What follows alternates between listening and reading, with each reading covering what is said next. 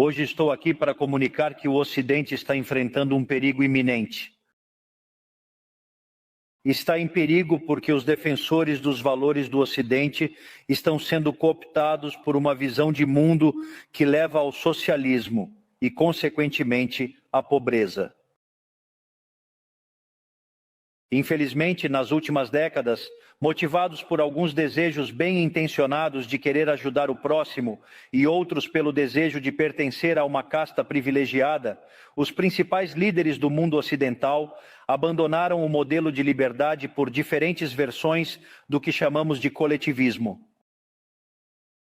Nós dizemos que experimentos coletivistas não são solução, mas sim causa dos problemas dos cidadãos do mundo. Estamos aqui para dizer isso. Acreditem em mim, ninguém melhor dos argentinos para dar testemunhos destas duas questões. Quando adotamos o modelo de liberdade, lá pelo ano de 1860, em 35 anos nos tornamos a primeira potência mundial. Enquanto adotamos o coletivismo nos últimos 100 anos, testemunhamos a queda sistemática da riqueza de nossos cidadãos, chegando à posição 140 globalmente. Antes de discutirmos, é crucial analisar os dados que comprovam que o capitalismo de livre empresa é um sistema viável para erradicar a pobreza global e também é o único sistema moralmente preferível para alcançar esse objetivo. Ao analisarmos a história econômica, o PIB per capita mundial se manteve constante do ano zero até cerca de 1800, mostrando um progresso econômico estável ao longo desse período. Se alguém observar um gráfico do crescimento econômico ao longo da história, verá um gráfico em formato de taco de hóquei, uma função exponencial constante por 90% do tempo e que aumenta exponencialmente a partir do século XIX. A única exceção foi a descoberta da América no final do século XV. Exceto por essa exceção, de 0 a 1800, o PIB per capita global permaneceu estagnado nesse período de tempo. Agora bem, não apenas o capitalismo gerou uma explosão de riqueza desde o momento em que foi adotado como sistema econômico, mas se analisarmos os dados, o que se observa é que o crescimento vem acelerando ao longo de todo o período. De 0 a 1800, a taxa de crescimento do PIB per capita foi estável em torno de 0,02% ao ano, ou seja, praticamente não houve crescimento econômico. século XIX, heavy industrial, crescimento 0,66% a partir daí. A esse ritmo, para duplicar o produto interno bruto per capita, seriam necessários crescer durante 107 anos. Entre 1900 e 1950, a taxa de crescimento acelera para 1,66% ao ano, enquanto a taxa de crescimento acelera 1,36% ao ano. Já não precisamos de 107 anos para duplicar o PIB per capita, mas sim 66. Se considerarmos o período entre 1950 e o ano 2000, a taxa de crescimento foi de 2,1% ao ano, resultando em apenas 33 anos para duplicar o PIB per capita do mundo. Essa tendência, longe de cessar, persiste até hoje. Entre 2000 e 2023, a taxa de crescimento acelerou novamente em 3% ao ano, o que implica em uma possível duplicação do PIB per capita global em apenas 23 anos. Ao estudar o PIB per capita desde 1800, observa-se que após a Revolução Industrial, o PIB per capita mundial se multiplicou mais de 15 vezes, retirando 90% da população mundial da pobreza e gerando uma explosão de riqueza significativa.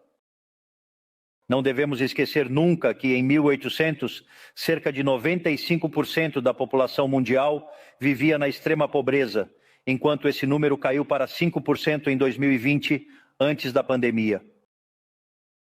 A conclusão é clara: longe de ser a causa dos nossos problemas, o capitalismo de livre empresa como sistema econômico é a única ferramenta para acabar com a fome, a pobreza e a indigência globalmente.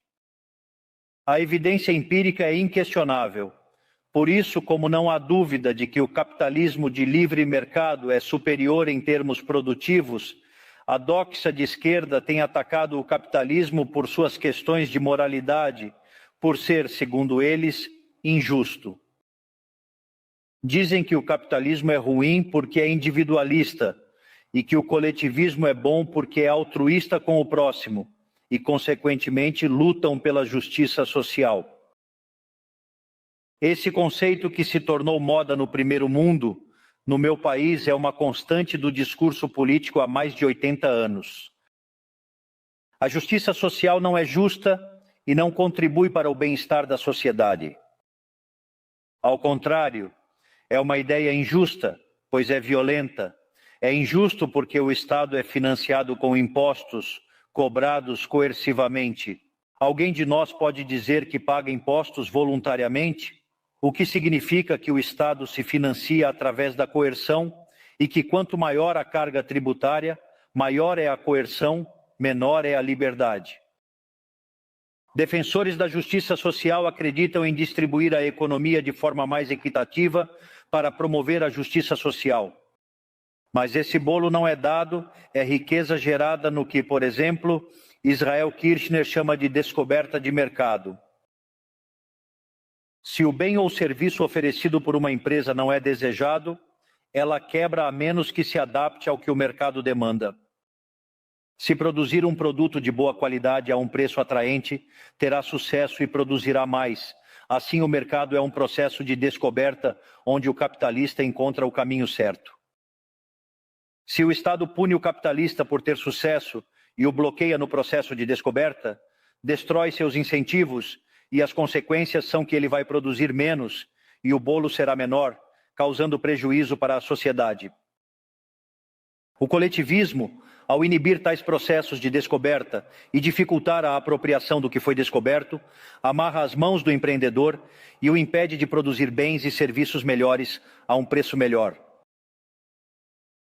Como pode ser que desde a academia, organizações internacionais, política e teoria econômica demonizam um sistema econômico que não apenas tirou 90% da população mundial da extrema pobreza e o faz cada vez mais rápido, mas também é justo e moralmente superior? O capitalismo trouxe o melhor momento da história em termos de prosperidade atual. Nunca houve um momento de maior prosperidade do que o que vivemos hoje. O mundo de hoje é mais livre, mais rico, mais pacífico e mais próspero do que em qualquer outro momento de nossa história. Válido para todos, especialmente países livres, onde respeitam a liberdade econômica e os direitos de propriedade individuais.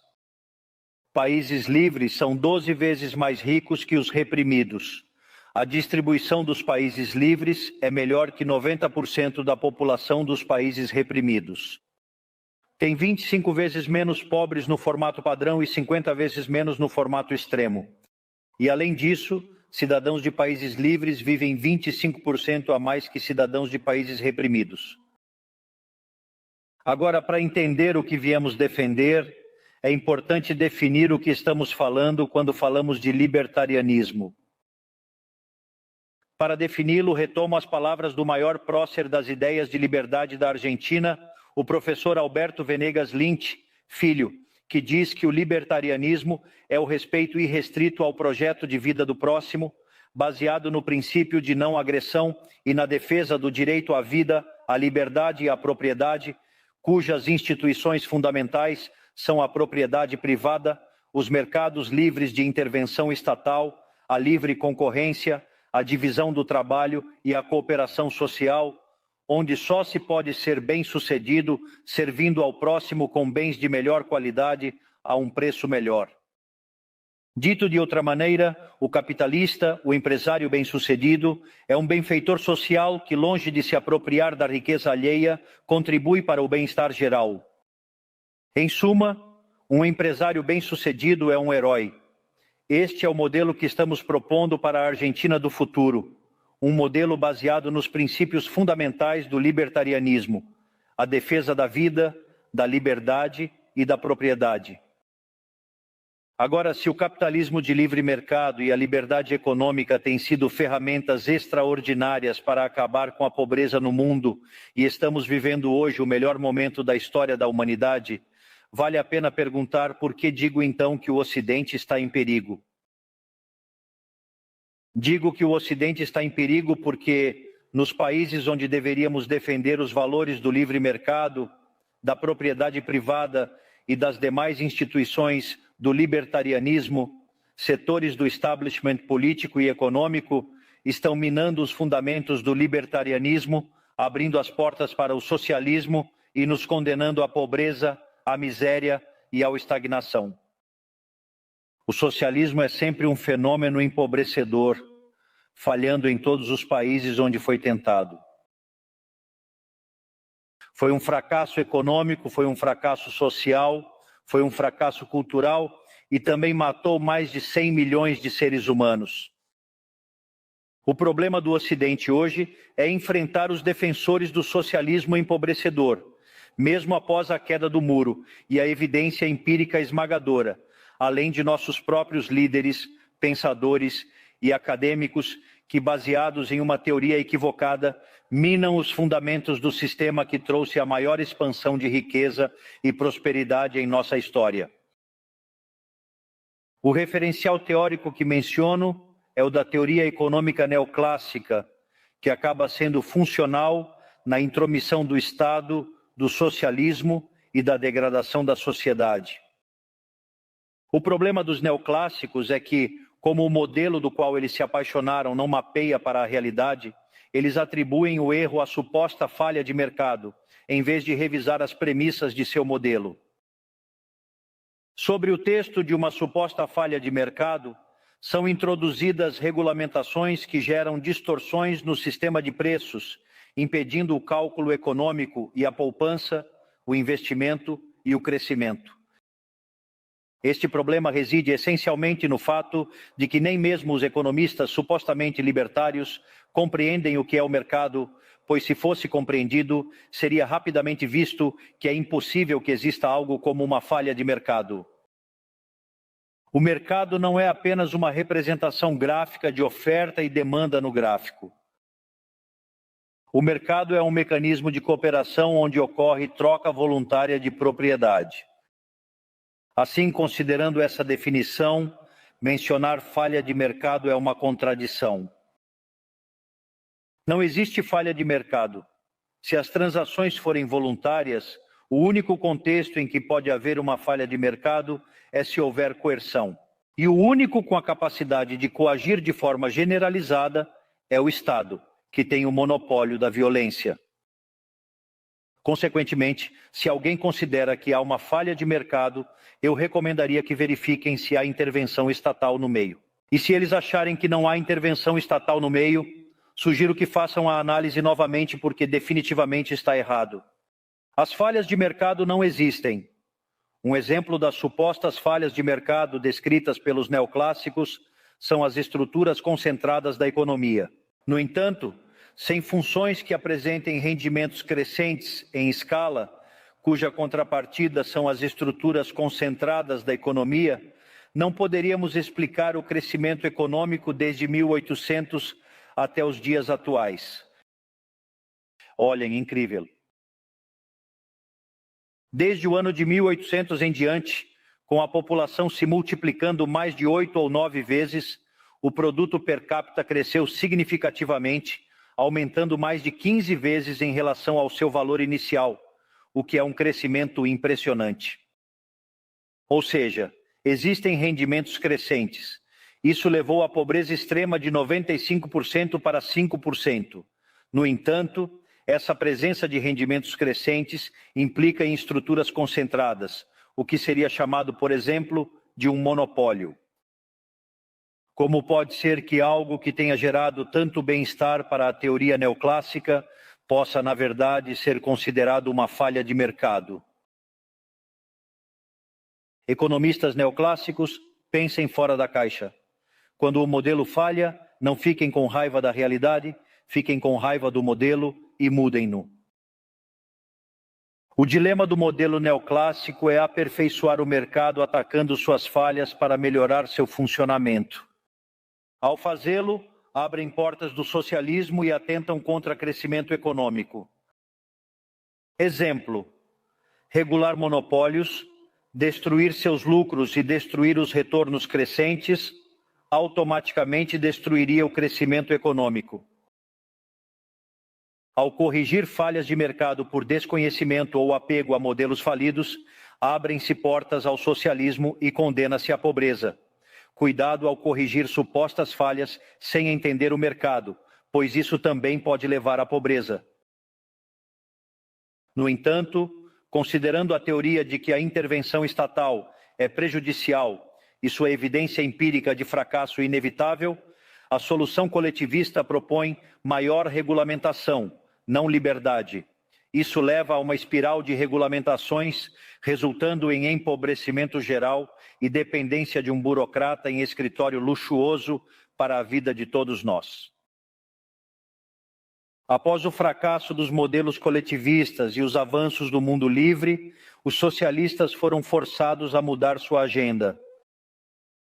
Deixaram a luta de classes baseada no sistema econômico por outros conflitos sociais prejudiciais para a vida em comunidade e para o crescimento econômico. A primeira dessas novas batalhas foi a luta ridícula e antinatural entre o homem e a mulher.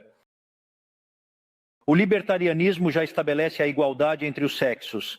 A base do nosso credo diz que todos os homens são criados iguais, que todos têm os mesmos direitos inalienáveis concedidos pelo Criador, incluindo vida, liberdade e propriedade. Devo apenas a esta agenda do feminismo radical uma maior intervenção do Estado para atrapalhar o processo econômico e dar emprego a burocratas que não contribuíram para a sociedade, como ministérios da mulher ou organismos internacionais que promovem essa agenda. Outro dos conflitos que os socialistas levantam é o do homem contra a natureza. Sustentam que os seres humanos danificamos o planeta e que ele deve ser protegido a todo custo, inclusive defendendo mecanismos de controle populacional ou a agenda sangrenta do aborto. Infelizmente, essas ideias nocivas têm permeado fortemente nossa sociedade. Neomarxistas cooptaram o senso comum do Ocidente através da apropriação de mídia, cultura, universidades e organizações internacionais, influenciando o pensamento e as instituições. O último caso é grave, pois envolve instituições com influência nas decisões políticas e econômicas dos países integrantes desses organismos multilaterais. Felizmente, somos cada vez mais os que nos atrevemos a levantar a voz, pois se não combatermos essas ideias, o destino será mais Estado, mais regulação, mais socialismo, mais pobreza, menos liberdade e, consequentemente, pior qualidade de vida. O Ocidente, infelizmente, já começou a percorrer este caminho. Eu sei que para muitos pode parecer ridículo afirmar que o Ocidente se voltou para o socialismo, mas isso só é ridículo na medida em que se restringe a definição econômica tradicional do socialismo, que estabelece que é um sistema econômico onde o Estado é o proprietário dos meios de produção. Esta definição deve ser, do meu ponto de vista, atualizada para as circunstâncias atuais. Hoje, os Estados não precisam controlar os meios de produção para controlar a vida dos indivíduos. Com ferramentas como emissão monetária, endividamento, subsídios, controle de juros, controle de preços e regulamentações para corrigir falhas de mercado, controlam destinos de milhões de pessoas. É assim que chegamos ao ponto em que, com nomes ou formas diferentes, partes das ofertas políticas aceitas na maioria dos países do Ocidente são variantes coletivistas. Sejam eles comunistas, fascistas, nazistas, socialistas, social-democratas, nacional-socialistas, democratas cristãos, keynesianos, neo-keynesianos, progressistas, populistas, nacionalistas ou globalistas. No fundo, não há diferenças substanciais. Todos afirmam que o Estado deve dirigir todos os aspectos da vida dos indivíduos. Todas definem um modelo oposto ao que impulsionou a humanidade ao progresso mais espetacular. Viemos convidar países do Ocidente a retomarem a prosperidade, hoje é o dia para isso. Liberdade econômica, governo limitado e respeito à propriedade privada são essenciais para o crescimento econômico. O empobrecimento que o coletivismo produz não é fantasia nem fatalismo. É uma realidade que os argentinos conhecemos muito bem há pelo menos 100 anos. Já vivemos isso, já passamos por isso, desde que abandonamos o modelo de liberdade que nos tornou ricos. Estamos presos em uma espiral descendente, onde ficamos mais pobres a cada dia. Nós já vivemos isso e estamos aqui para alertá-los sobre as consequências se os países do Ocidente, enriquecidos com liberdade, persistirem nesse caminho de servidão. O caso argentino é a demonstração empírica de que não importa quão rico você seja, quantos recursos naturais você tenha, não importa quão capacitada esteja a população, nem quão educada seja, nem quantas barras de ouro haja nas arcas do Banco Central. Se houver medidas que dificultem o funcionamento dos mercados, a livre concorrência, os sistemas de preços livres e a propriedade privada, o comércio será afetado e a pobreza será o único destino possível. Portanto, para concluir, quero enviar uma mensagem a todos os empresários aqui presentes e aos que não estão, mas estão nos seguindo de todas as partes do planeta. Não se intimidem pela política nem pelos parasitas que vivem do sistema público. Não se entreguem a políticos que querem se perpetuar no poder e manter privilégios. Vocês são benfeitores sociais, vocês são heróis, vocês são os criadores do período de prosperidade mais extraordinário que já vivemos. Ninguém diga que a ambição é imoral. Se ganham dinheiro é porque oferecem produto melhor, preço melhor, contribuindo para bem-estar geral. O governo não avança. O governo não é a solução. O governo é o próprio problema. Vocês são os verdadeiros protagonistas desta história. Contem com a Argentina como aliado incondicional a partir de hoje. Muito obrigado e viva a liberdade, caralho!